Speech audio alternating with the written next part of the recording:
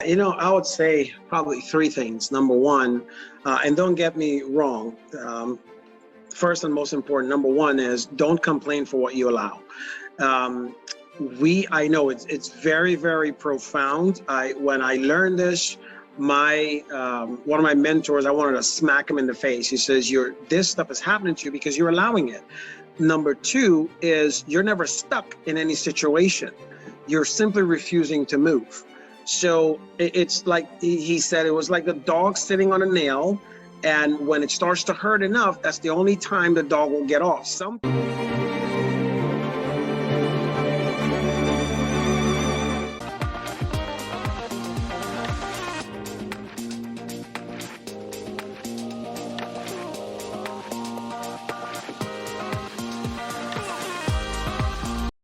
Dr. Obom, hi. Hey, Patricia, how are you? Very good. How are you? Well, if I was any better, I would have hair like you, but yes. I'm not that cool today, but I'm working on it. Keep working, keep working. I'm working on it. Welcome to the Break Time with Patty show. And dear friend, Dr. Obom is a man I came across in the Speakers Momentum Academy, which was founded by my good friend, Steve Hopkinson. We had a very nice Zoom session a few months ago, and I'm so excited that he agreed to come join us today because I'm a huge fan of him and his family, and you need to meet him. Before I let him speak a word, let me introduce him to you. Number one, Dr. Obom is a business leader. He is the CEO and founder at Underdog Millionaire Business Accelerator, which helps entrepreneurs and coaching professionals build predictable, repeatable, and profitable seven-figure businesses. His strategies to date have helped thousands across the globe over the last few decades. He's also the CEO of the OB Mastermind, CEO and founder of Today's the Day, and founder and owner at Global Fairy Tale. Number two, he is a world-class coach. He offers a wide range of virtual or in-person workshops, high-performance coaching, and empowerment and relationship workshops and retreats in amazing locations. Just check out his Facebook page. It's amazing. Number three, Dr. Obom is the best-selling author of many books, Today's the Day, Passion 365, and The Philosophy and Success. I just have to show you the last picture with his daughter posing in front of the books. Look at that. Look at that. Isn't she adorable? Great. And number four, finally, and most importantly, he is a husband to his lovely wife, Anna Bowen, and a father to Miracle, the most adorable and brilliant girl I have ever met. Woo, I have talked to him. Let's get started. Let's get this party started. Yes, doctor. Can you tell us a little bit about yourself? How were you as a little boy and as a teenager? Oh, wow. You're calling for trouble here. Well, first of all, I was actually number 13 in the lineup. So I always say to my siblings, they picked on me a lot. There's 12 boys and one girl. And I always tell them, I says, you know what, all you guys are just jealous because mom and dad was trying to make one perfect child. And after 12 attempts, here I am, right?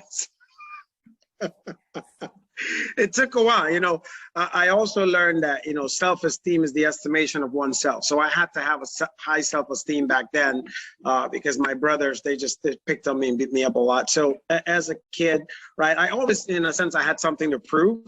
And I say, to my siblings, this was pretty much, let's see, about 2 years ago, I came up with this. I said, I think I'm one of the most successful members of the family because I started the race 26 years behind, right? Before, like the finish line is the same for all of you, but I started 26 years later. So when you think like each child came almost 2 years apart from each other, and I showed up, I was already born an uncle, right? So my oldest, my only sister, she already had 2 daughters.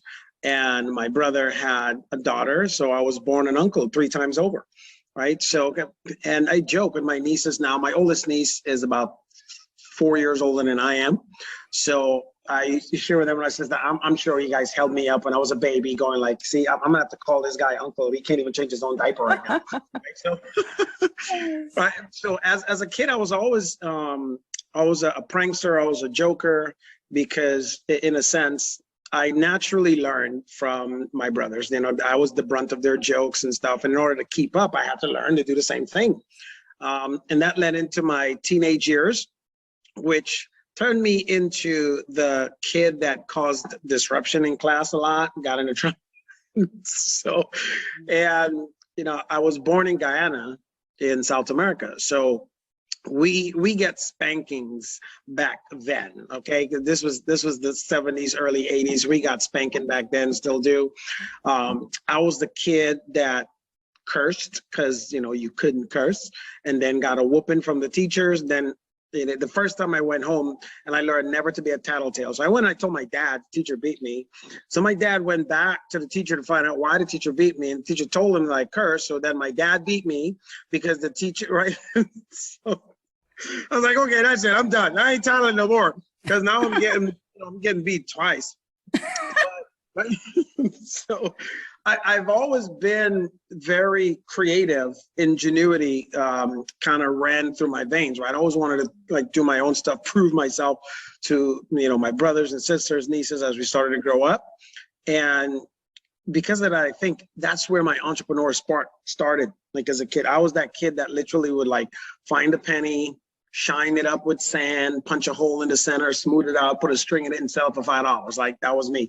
So, so, you know, like my brothers, and them, I used to get their sneakers, wash it, clean it, or I would wash one, right, and clean it real good.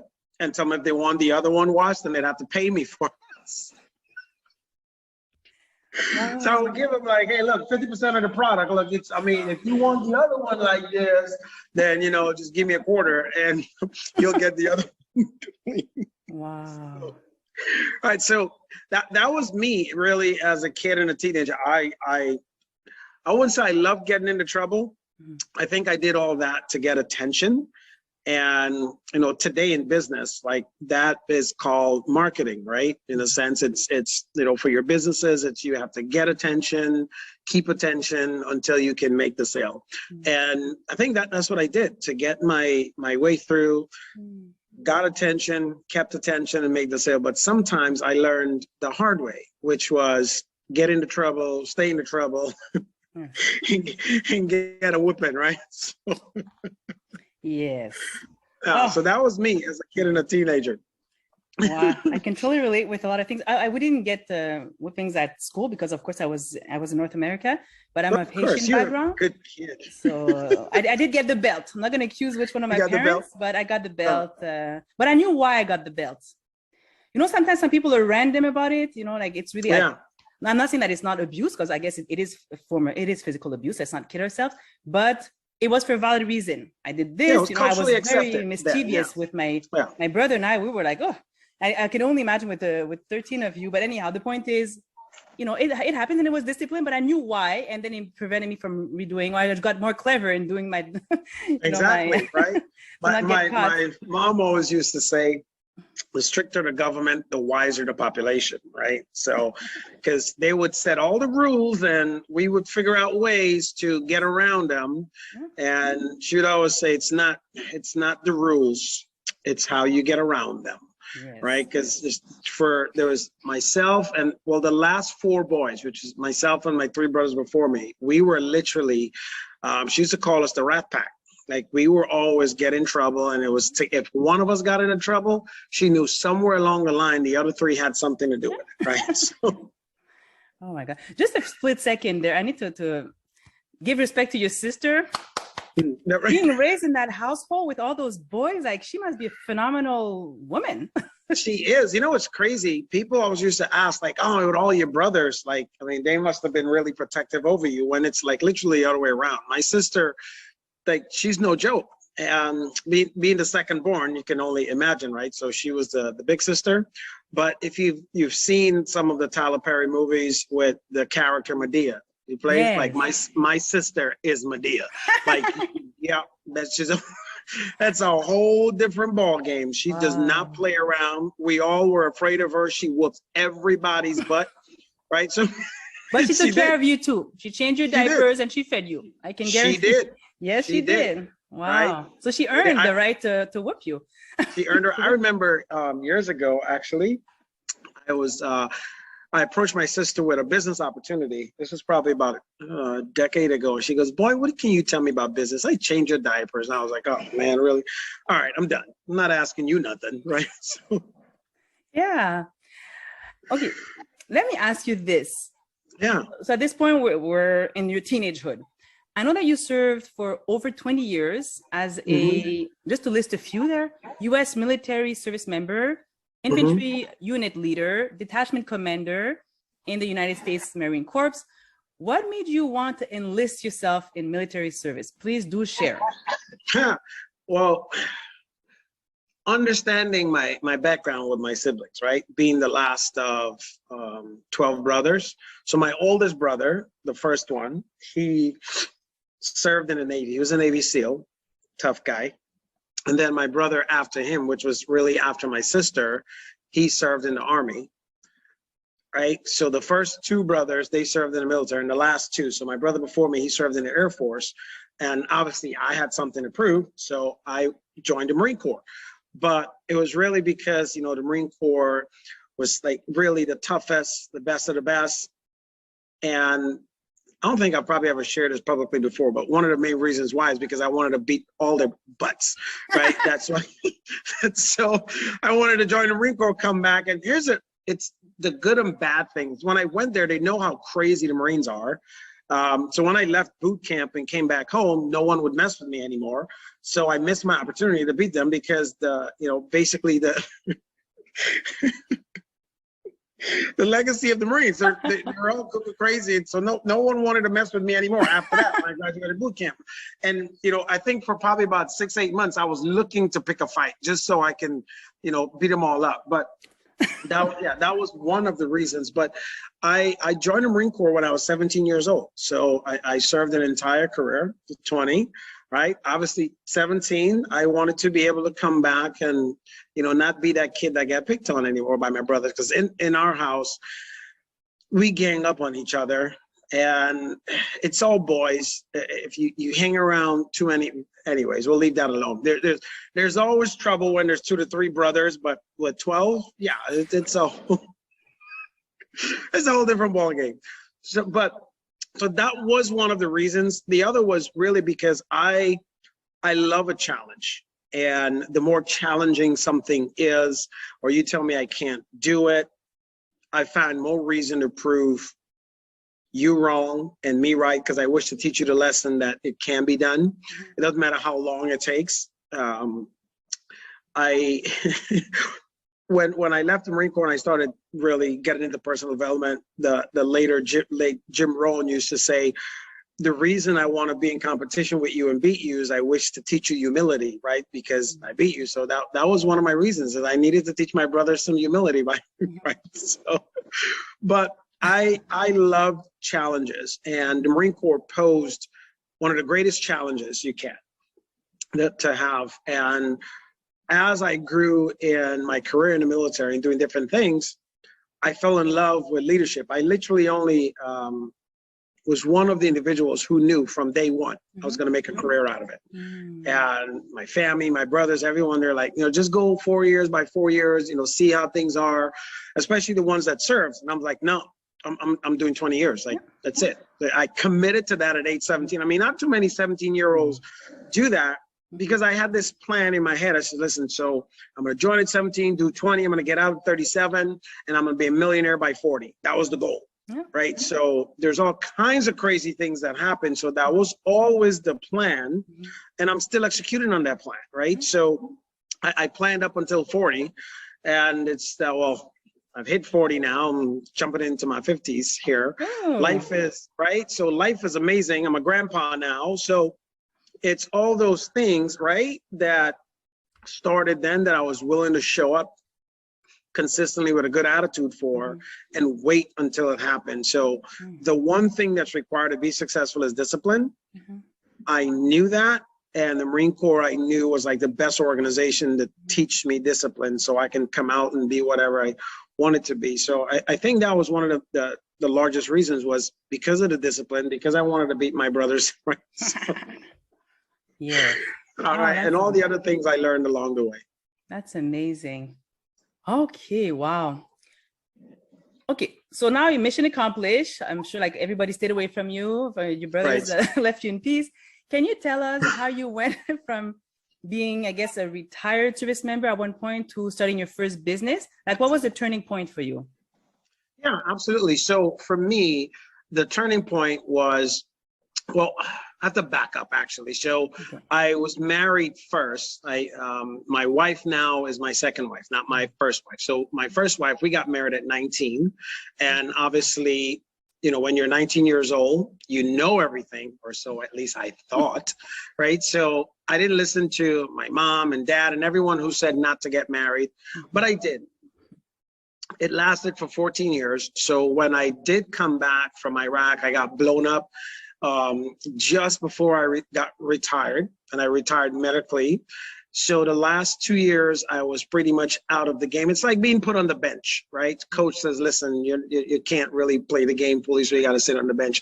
And I had a lot of time to think of what I really wanted to do. And it took maybe about, I would say, 18 months to really kind of wrap my head around you're never going back on active service. And I started reading a lot. I got into network marketing through a friend who introduced me to it, which gave me the chance to start learning personal development, developing myself, and being able to really focus on next level growth and achievement, what I really wanted, and start focusing on, you know, what's my reason for existing? What's my, you know, why am I here? What I really want to do in my life? So I used network marketing as a vehicle to start planning what I really wanted to do. And what I do today with my latest book, Today's the Day, was really the end result to all the other books in between. So all the lessons I learned from my first marriage, I wrote in the book Passion 365, and how things are, how it changed and helped me become the husband I am today to my current wife. And we've been married now since 2012. So it's been a while, right? It's been a minute, as the kids would say today. It's been a minute. What helps us to be such a beautiful couple today, all those lessons were in that book. So then my wife and I launched our first business really out of necessity, because some of our friends before the book were saying, oh my gosh, we love you guys, while we were in the network marketing company. You should write a book about what you guys do. Like, you need to teach these guys some of the stuff that you do for your wife. So I was, okay, great. We wrote the book.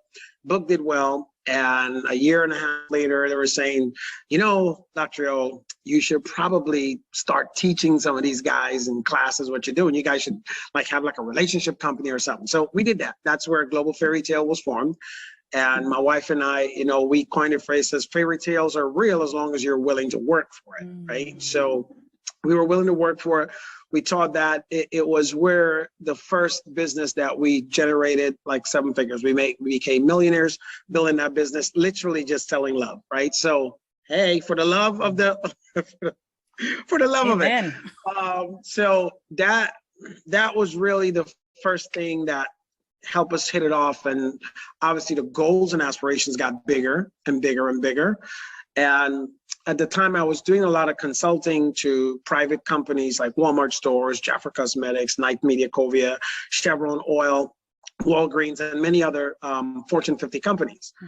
And to date, the truth is why I do what I do now with the Underdog Millionaire is I got bored. So I got bored because we were helping a lot of the large brands and a lot of the large companies. And for me, it's really just working. As if you go back to like in the relationship space, we work one-on-one. We helped couples a lot. We did, I mean, we've helped over 35,000 folks. We've did large events, small events, intimate events, right? But what draws me in is really just watching the changes happen in people, right? So even though that was satisfying to a degree at like the large corporations like Walmart and the rest of them, I didn't have that day-to-day satisfaction. The military, the Marine Corps for 20 years, I got that every single day, day in, day out. So when I got bored, it's like, okay, what do I do? And fortunately, I got bored around the time COVID happened. So when the world shut down, I kind of went internal and see how am I going to come back out and emerge to do something different to help people on a day-to-day basis. And so I chose the one field I know and understand the most, which is entrepreneurs, because we are the ones that we're in here 98% of the times. And since today's the day philosophy methodology is how to get you out of here into producing what you want, I incorporated that whole factor with how to be an entrepreneur, how to build and generate income, how to sustain building a 7-figure business so that you know it's not a struggle. You have the mindset piece, you have the action, you have the skill sets, and then we give you the tools, techniques, and systems to make it happen.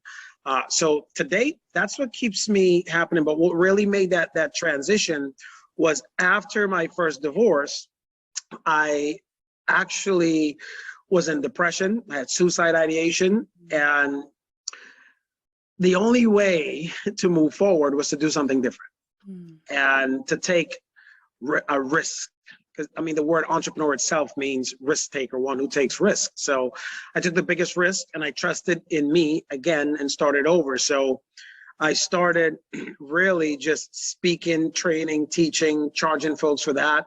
Eventually people started to notice me and make offers. I taught as an adjunct professor at UCSD in San Diego.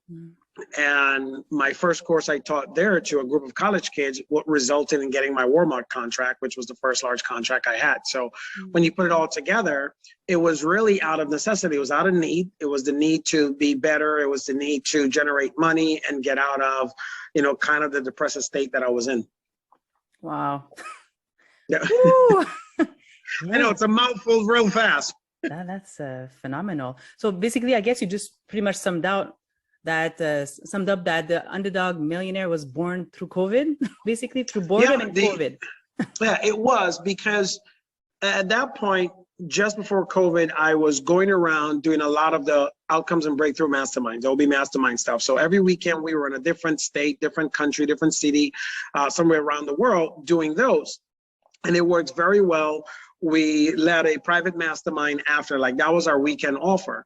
But I wanted to do something more right at the cusp. I was thinking about it. COVID happened, we shut down. So I went back and spent about 5 months and retooled how we're going to come back, not necessarily doing the same thing, but how I wanted to be more involved.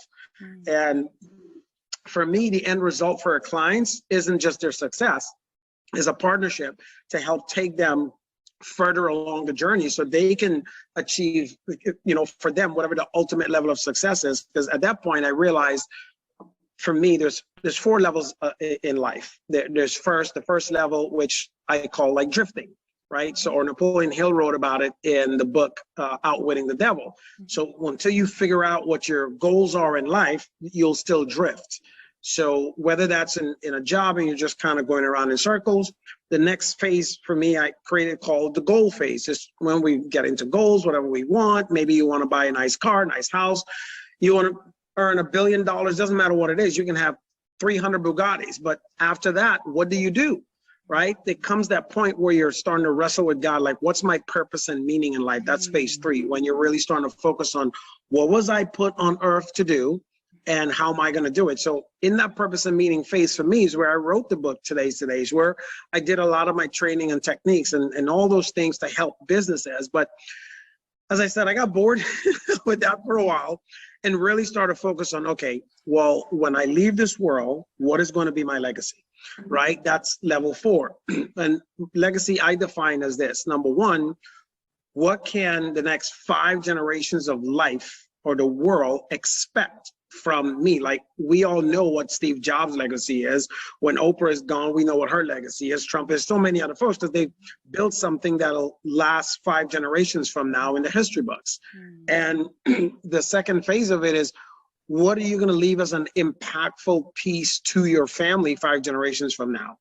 And obviously, last year I became a grandfather too. So that really hit me even stronger to know, like, I'm actually in my first generation of legacy. So everything I do now is for the next 4 generations after this, that is going to leave something that they can, in my mind, there's a statue of bald Dr. O, where everybody says, you know, we're so happy for him because this is what great-great-great-grandpa Bowen did, right?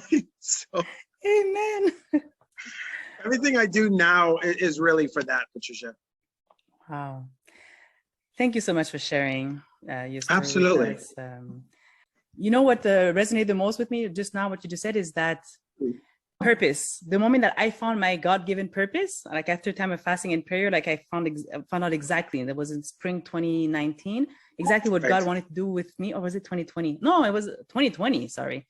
And that's when everything made sense. All my ordeals, all my trauma, my depressions, my everything, every mistake, every little bit made sense. It all finally made sense. So absolutely, your step 3 there, finding your purpose and what God wants to do with your life is absolutely. Otherwise, you're walking in, it's like a blind person just walking, right? And a lot of people just don't stop the noise, stop all the overstimulation to just try to figure out why am I here for? Right. You're just meandering. Yeah, that's all it is. Like, yeah. Yes, exactly.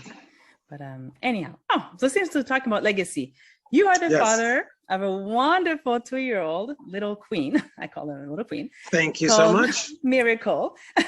Yeah.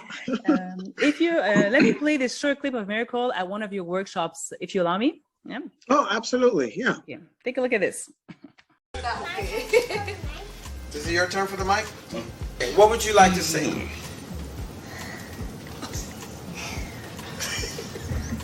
My mommy and my dad love me, so I love them too. Oh. Thank you, baby. Okay. Mommy, I did it! Okay. Y'all getting this, right? Yes. Why do we restrict little humans? Why do we put a limit on their potential? Not in my freaking world. She came up with a whole time. Is it her turn for the mic? I don't know. I have no idea what you're going to say. But shit, it sounded good because it made me look good. Isn't this, she's just adorable. Thank you. Thank you so much for sharing this clip on your social media. And, absolutely. You seem to feel very strongly about this. So can you elaborate on your thoughts on restricting little humans or limiting their potential? Please do share. Yeah, absolutely. So it's been my deepest belief, especially because I was number 12 in the family. And most of you know that when we're younger, our parents tell us these, what we may call little white lies, because they want to protect our little innocent brains, if you may. But they don't really tell us the truth. And then you get older and you discover the truth. And then in a sense, you start to resent your parents. But understanding, I always say little humans because, or little adults, because when we're born, you're born with the brain that is just like a computer, brand new computer. And all we're supposed to do is program that computer with the right things. So for instance, we have when a child is younger and we do the baby talk, which I think is just literally the dumbest thing you can do with the goo goo gaga, all this stuff. And you're goo goo gagaing and you're doing this and that, and the child is learning goo goo gaga, whatever, blah, blah, whatever it is. I'm not going to go into it.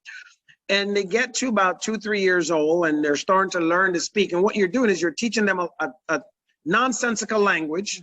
Then you're trying to teach them another language that makes sense. So that child takes longer to learn to speak rather than a child who ever got spoken to from the day they were born. And if you look at our little Miracle, right? Her vocabulary will rival that of some 20-year-olds. And she's only 3 years old because both my wife and I never believed in this baby talk craziness. So when you think about it, why program your kids with nonsensical information, then later on try to overwrite that program? You have to defrag that program with stuff. So now the kid grows up and they can't trust you anymore because they're like, we tell them, yes, you know, babies come from birds and bees. They don't? See, there. You tell them babies come from birds and bees. And I know some of you might be thinking like, Dr. O, well, do you tell them? Yes, you do, right? My daughters, I say daughters because Miracle is our fourth child. My son is 32. My oldest daughter is 22. My middle daughter is 20. And now Miracle is 3. She'll be 4 next month. Yes, that was a large gap in between all of them. I know. Hence the name Miracle, I'm assuming. Miracle, which, see, you got that one. I didn't even have to explain that part. 17 years later, a miracle appeared. Anyways, so everything is still working. Anyways, so, you know, learning from teaching them at a very early age, you know, the 20-year-old, so my daughter that's pregnant right, she at 4 years old, she'll say, ooh, if she saw me and her mom kissing, she's like, ooh, daddy, you're having sex. And we're like, no, we're not. She's like, yes. And I remember distinctly at 4 years old, this child going, well, yeah, when you kiss, you get all excited, and then kissing leads to sex, and right? And so I looked at her mom and we were just laughing. But a 4-year-old who comprehended this is one of the reasons I also never had to worry about my daughters, because I taught them what to do, what not to do. Most parents have their kids so focused on what not to do, they're curious to find out why they're not supposed to do it. Moreover, then if you just tell them what to do, you're only leading their awareness to what you want it to be and what to have. And I think in that clip I had posted on social media, our daughter Miracle, I was doing an event and was speaking, and you know, like the #1 fear for adults is public speaking, right? So we taught her very early on. I remember her first event, she was literally, I think, 95, 96 days old. And I did an event with the one and only Mr. Les Brown, and she was on stage with us doing all kinds of stuff. So at 3 months old, she understood what it feels like to view hundreds and thousands of people in an audience and just be herself. So she grew up over the last 3 years going to events, you know, speaking on stage, dad holding her, throwing up her ear, having a blast at all the events that I've done. And she's spoken on stage with so many professionals. But anyways, she is a mic hog, just so you know, right? Because now she's used to speaking on stage. And I was in the midst of speaking, and she came up to the stage and she said, Dad, is it my time to have the mic yet? So I said, is it your time? So, well, okay. So they give her another microphone. I said, what would you like to say? And then, you know, it's so funny because she goes into character. And my mommy and my daddy loves me, so I love them too. Yeah, right. She just wanted to tell everybody she loves her mommy and her daddy, right? And, you know, kind of stole the entire show, right? And it was amazing to see that. And one of the points I was making there is like, why do we stop these little people? Why do we put in a wrong programming into the computer? So in a sense, why do you download pornography, in a sense, on your computer, try to get rid of it, and when something like a piece or fragments of it is left, and you're like, oh, I don't know why that's there. Because you put it in, right? It doesn't matter if you took it out. It's now that program might have come with bugs and mess up your computer, and then you take it to the store so they can clean it off, and there's the fragments of the pornography and all the stuff there. Now you're embarrassed, like, oh my gosh, no, you put the wrong information in. Garbage in, garbage out. Good in, good out.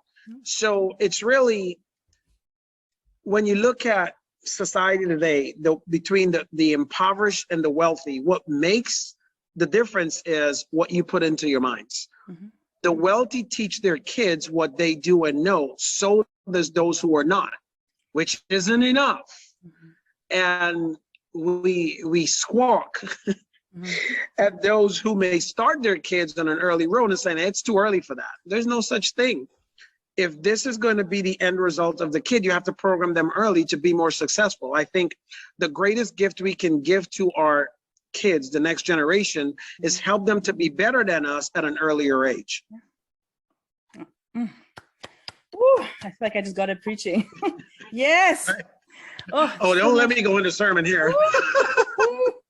Okay, so I have a few things I need to mention from what you just mentioned. First thing, absolutely. Absolutely. Me too. The Google Gaga, you hit it right on the nail for me, because it always blows my mind. Like, why are you talking this baby talk? Anyway, you said it very well. Right. I won't repeat anymore. But so my daughter, she was speaking in two languages. I was doing French, and I was doing English, and her father was doing French. And so she was exposed to many languages from the beginning. She heard Creole, Right. and also always spoke to her like an adult. My daughter, she was quite impressive. She at 3 years old, exactly Miracle's age, I guess. She would talk to an adult like they were her equal, because she was alone, Right. the only child. So she thought she was one of the adults. So she would literally talk to an adult like she was an adult, like she belonged at the table, because there was no kid table and adult table. She was always one of the adult, and she was always a leader. And I always encouraged that she thought that she owned the place, like she would, let's say we would play, Polly Pocket. I don't know if they still make Polly Pockets nowadays, but those little tiny things, dolls, you have to dress them up. And she would tell me how to dress the doll. I said, and I had to tell her respectfully, I'm going to play with my own toys, my own way, and you play your own way, okay? With like your own.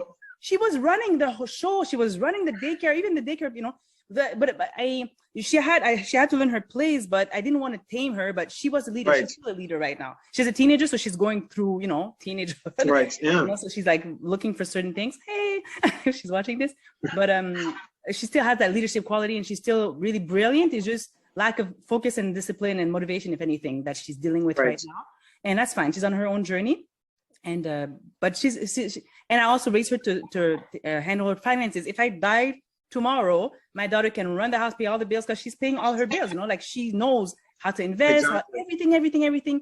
I taught her, the little that I knew, and just to set her up for success. And she may go break her face, and she will. Right. She's a human, but at least I set her up for success, and I. Exactly. She's got the basics, and from that foundation, can you actually build something upon it? If you don't have a foundation, you're constantly trying to build one. Mm-hmm. And if you don't understand that foundations are supposed to be, 60 to 70% of building anything, mm-hmm. then you'll think that just building a foundation is too much hard work. Yes, absolutely. And what would be your best advice for someone who is constantly dealing with failures?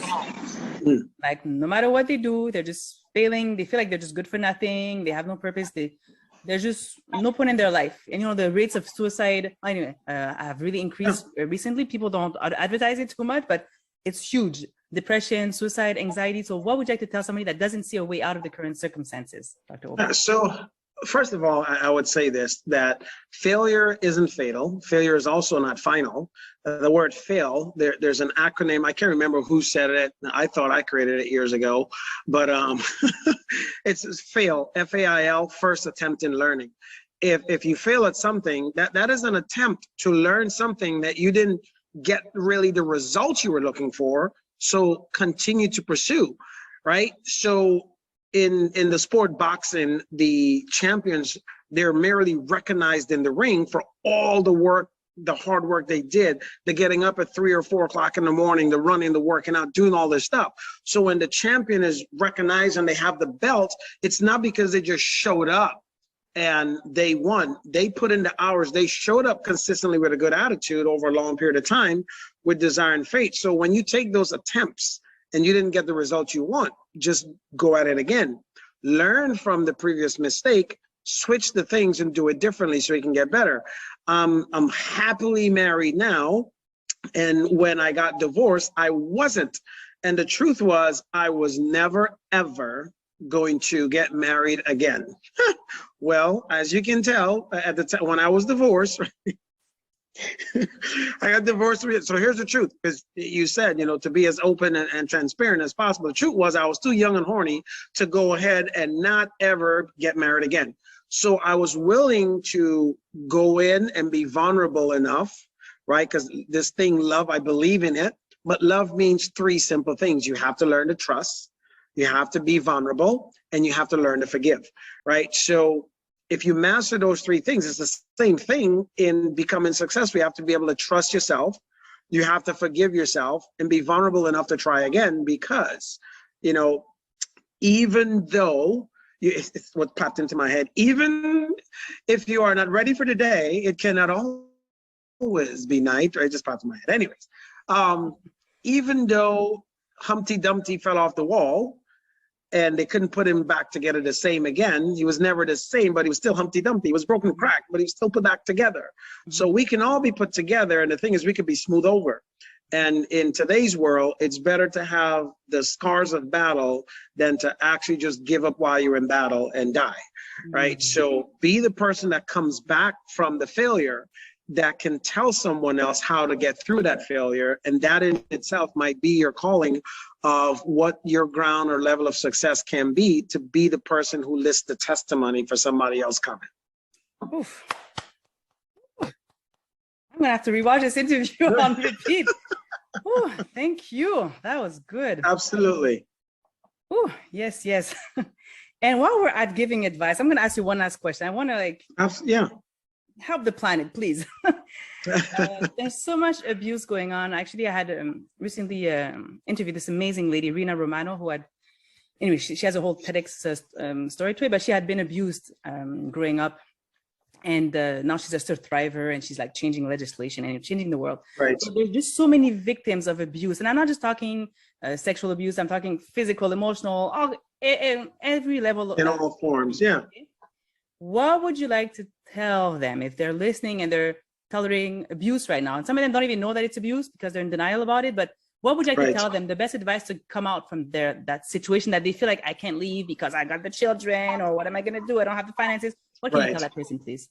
Yeah, I would say probably three things. Number one, and don't get me wrong, first and most important, number one is don't complain for what you allow. I know it's very, very profound. When I learned this, one of my mentors, I wanted to smack him in the face. He says, this stuff is happening to you because you're allowing it. Number two is you're never stuck in any situation. You're simply refusing to move. So it's like he said, it was like the dog sitting on a nail. And when it starts to hurt enough, that's the only time the dog will get off. Some people loves to complain more than they actually would take the next level to grow and move forward, because that to a certain level, it's a deeper level of comfort that they find just listening to the problem over and over, repeating it is there. So don't get me wrong, abuse of any level of any sort, number one, is not good. But the third is you have to have the emotional courage to find someone, to tell someone, to truly ask for help, and be willing to take the actions necessary. And at times, even when you take the necessary actions, you won't get the results you want. You have to be able to go a little further by taking the actions that are required, right? So, and I say this, so I had an aunt who was physically, emotionally abused by her ex-husband, and she went back and forth with all kinds of things until one day she said, enough is enough. And she basically left the situation. Her husband was asleep at the night. She literally, while he went down to sleep, she took a frying pan, hit him in the head, she ran out, right? So she ran to some friends, and eventually had help. I mean, he was stalking her down for it was bad. For years, she eventually had to leave the country, go somewhere else where he pretty much couldn't find her. And then, she wrote about it and started a movement years later to help other women who was basically silenced by this. And she started a foundation to help women who went through like battery and all this other stuff, to help them out. And she had said the same thing. So the mentor I talked about, that's what she said. Don't complain for what you allow. Regardless of how it is, she realized that for whatever reason, she allowed it. She allowed it first because she thought, oh, it's for the kids. I'm here. It's because, he really loves me. It's only when he gets mad or gets upset that he does this and all this other stuff.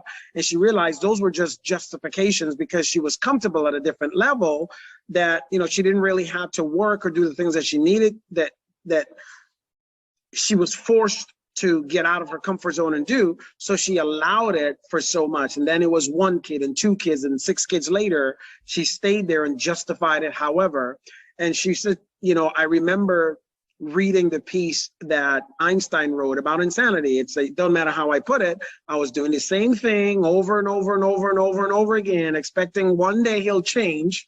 And she realized that was insanity. So she stopped complaining for what she allowed. He went to sleep one night after that, an argument. She hit him in the head with a frying pan and got away. So regardless of where that is, whether it's emotional, it's physical, it's spiritual, don't complain for what you allow.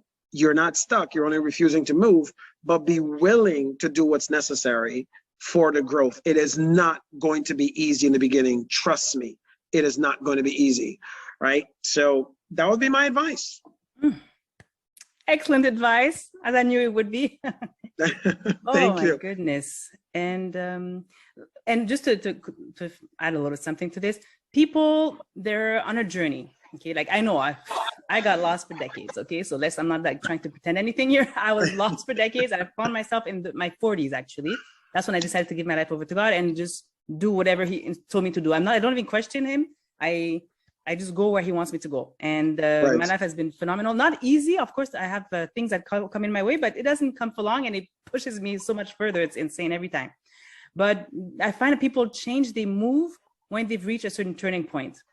It could be different things. It could be reading a book or just some trigger point. At one point, they can take it, and they're there. So a lot of women, they know, that they're being abused, but okay, well, he's gonna change, whatever. But at one point, I believe that when they're open to going in the right direction, or they're trusting themselves that I don't belong here. What am I doing here?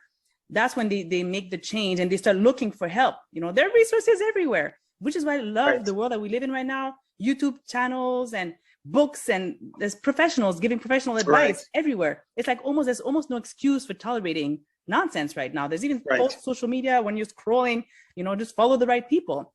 Anyhow, that's my little rant about that. Yeah, it's just, you have to choose to no longer, as we were talking in the beginning here, choose to no longer be a slave to fear. Fear keeps us locked into this repetitive cycle. And at times we have hope. Hope is, at times can be used good and bad.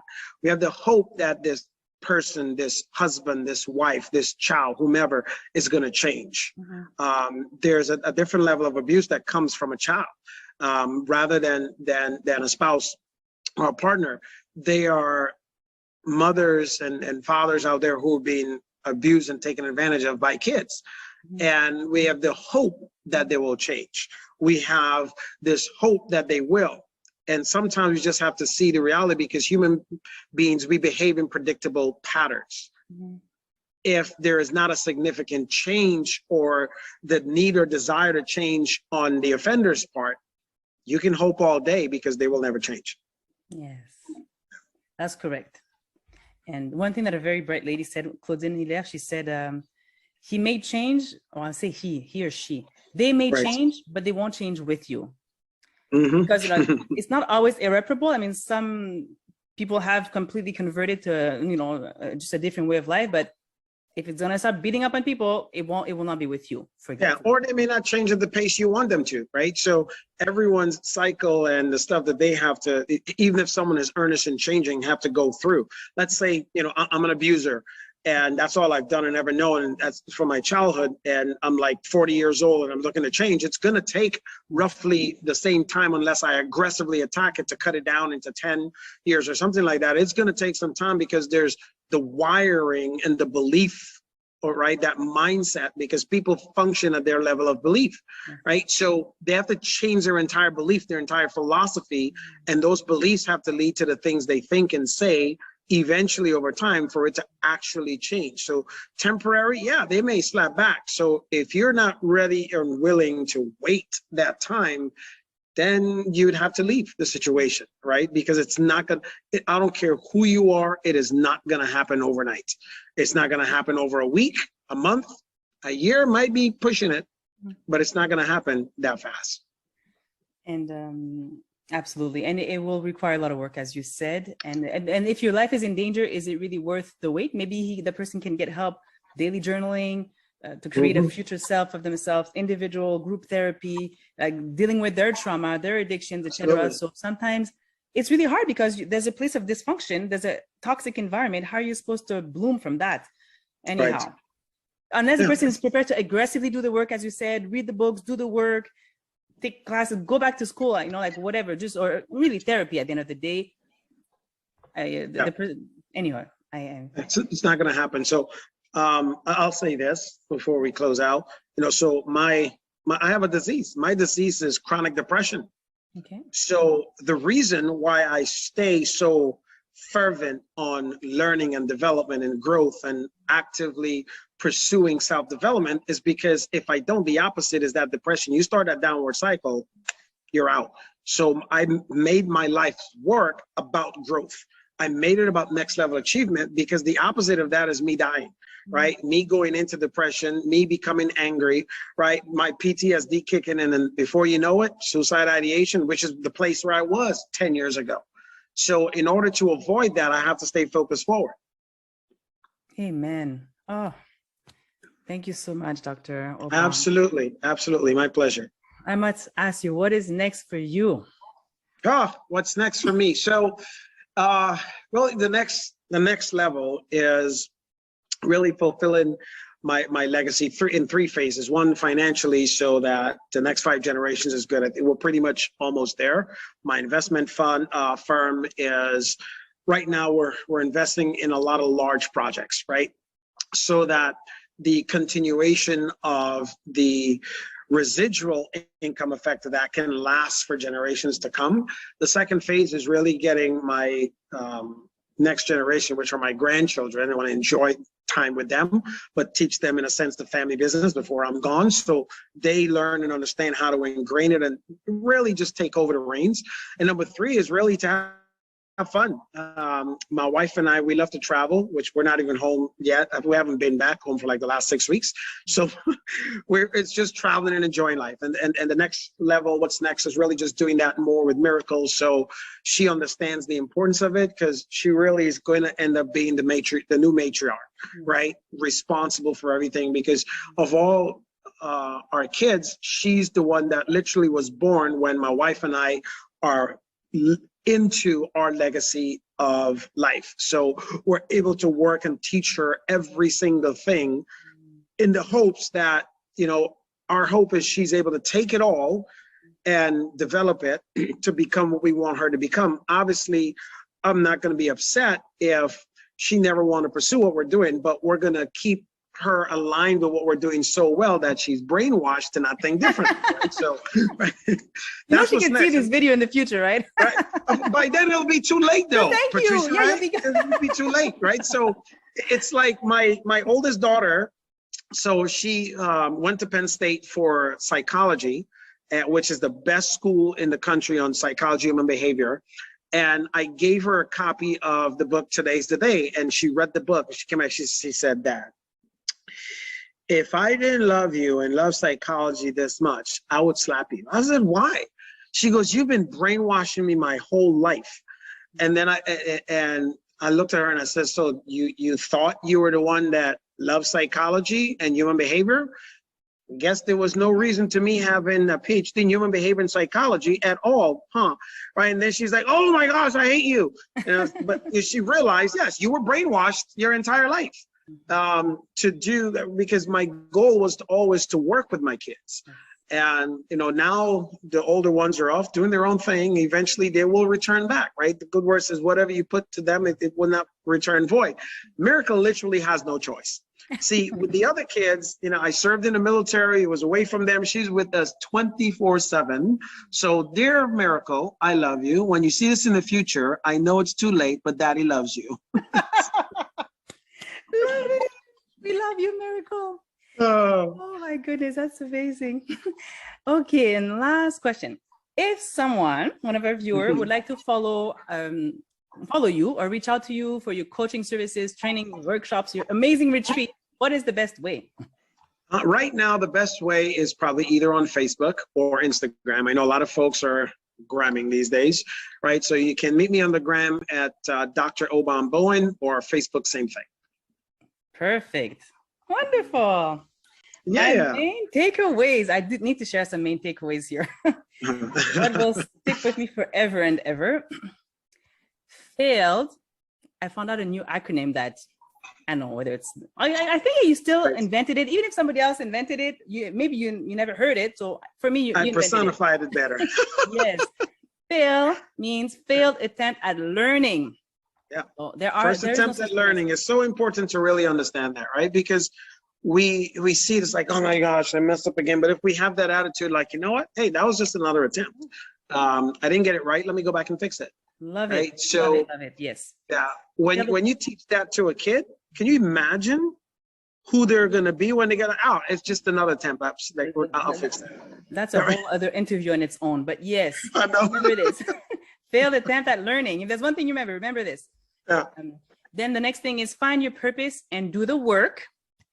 You have to do the work. Yeah. Set your kids up for success.